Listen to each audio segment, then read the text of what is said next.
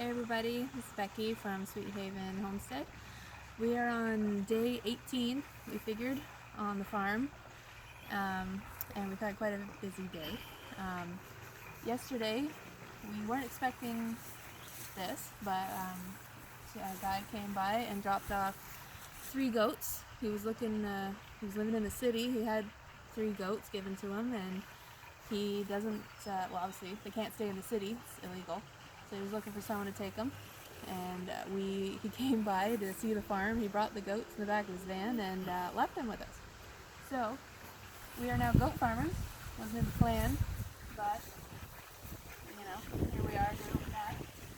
So immediately when he dropped them off, we needed a place to keep them. We put them in our red shed here, just for last night. We just needed a place to keep them short term.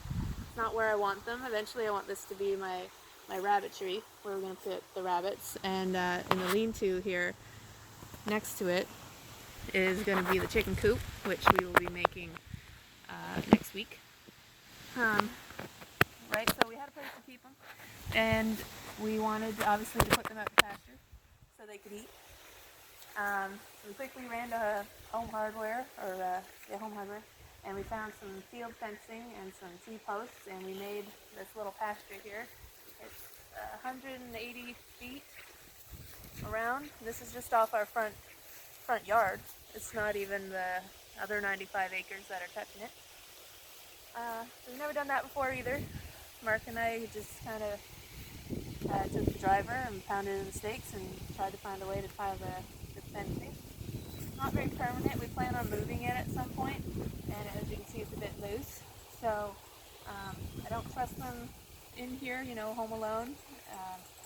Since this guy likes to stand up, see if we got any food or whatever. So this is our buck. The guy that we got him from really didn't know anything about them. We don't know how old they are. We don't know what kind of goats they are. We're thinking this is a Saanen, just by its color and its ears. And the kids and I have named him Aster.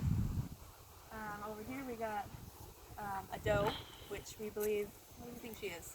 An Alpine possibly? Maybe. We're not sure. If anyone knows what these are, let me know please in a comment or something. She's a doe.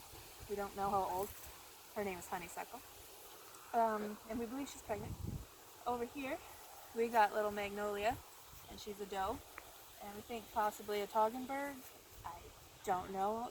I literally was on Google all last night, and that's how much I know about goats, is from what I could learn from Google in about 3 hours. Babu, she is definitely pregnant. Apparently she was pregnant before the guys that gave her to us got her. As you can see, she's pretty wide. And we think she's about ready to go any time, so I'm a bit stressed about that. Yeah. So this is what we got so far. So today's job was getting them out of the red shed and into the big barn here, which is going to be their permanent home. There's pops opening the door for me. Come take a look inside. Today I spent all day making our pens, and Mark and Poppy went up to Arnfire to get us a baler. Yeah, we've had a busy couple days. We've got about 30 acres of hay that you can't see way over there that we want to harvest, especially now that we've got animals. But we got no equipment. So we found this John Deere 510 online. It's from 1968. Works great. Gonna take some practice learning how to drive it. But it should work good, we're hoping. Not too much maintenance. Over here is what we got today. This is a John Deere square hay baler, and they just brought that home. They drug it behind the truck all the way, about an hour and a half, I think. And the guy tested it out for us, and it apparently works really good. Looks pretty scary. So we're gonna have to definitely read up on this, but I'm hoping we can get some hay cut before it goes bad. So over here I had all my pallets stacked on another side. Oh, but I guess here's the grain elevator, which came with the tractor. Hay elevator. Hay elevator, sorry, the hay elevator. Eventually, we're building above us a hay mow to store the hay. Yeah, so I had all my pallets stacked over here, but they needed to move the hay elevator, so I'm kind of in a mess here, unfortunately. So everything looks all pretty and nice, my hard work, but now it's not so great. We do not have much money, as we just moved in, and we've got, buying a house, farm, and all this stuff, and now we've got tractors and things, so we're pretty much doing this on whatever we can find. So I've been finding lots of pallets around town. Every time I go out, I come back with a truckload full. And these panels, you can see here, they're about 8 by, 4 feet? 4 feet. We found 3 of them at the dump, where people leave stuff and you can take them, and they are amazing. They just fit perfect.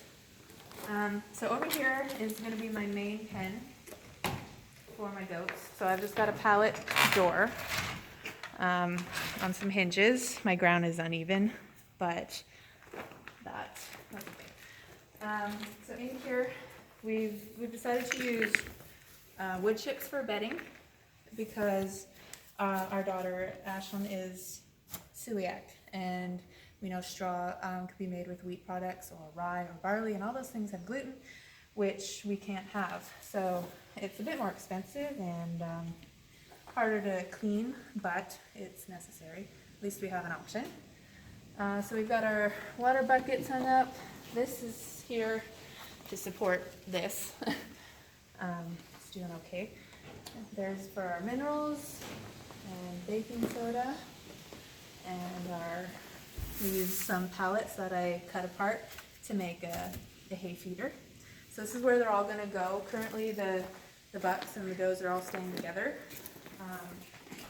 But once our does give birth, we're going to separate the bucks, and we're hoping one of the babies will be a buck so that we can keep the bucks separate from the does so we can monitor their breeding eventually. This was what I wanted most to happen. It was a birthing stall, because I had no idea when the brown doe is gonna give birth. No clue. So I wanted to be ready. So she's got a hay feeder, and she's got her buckets for her minerals and her water and stuff as well. And nice and clean, and I think she's good. So that's and we do have a third stall over here. You can't see it beyond these pallets, which are just stacked up by it. But there's another little pen here that I've started, and this will eventually be the milking pen. Because we're hoping, obviously, since we're having 2 does going to be freshening soon, we're going to have some milk. So I'm super excited about that. Also yesterday, super big day, very busy. We got the start of our chicks. We got 7 Americana chickens. These are the Easter egger chickens that lay the blue eggs, so I'm told. On Wednesday, our 20 other chickens are coming. We've got an assortment of Leghorns, Red Sex Link, and Rhode Island Reds coming. So yesterday's project was Poppy and the boys and Ash. Who's on the phone? Who's on the phone? Say hi. Video show kiddo. us your chicken. Ah!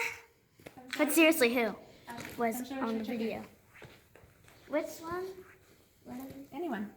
Pick up the chicken so we can see it. So this is our brooder that Poppy's design came up with. And it lifts up, it locks, spring-loaded, so that critters can't get in. And when you're done with it, it's got hinges on all the sides and in the corners, and it folds up to be slid away and out of the way. Got our heat lamp and water and food. Oh, thank you. Yeah. So these are Americana chicks, and they survived their first night and their second day, and they're doing okay, I guess. Oh, look at that! He's getting lively.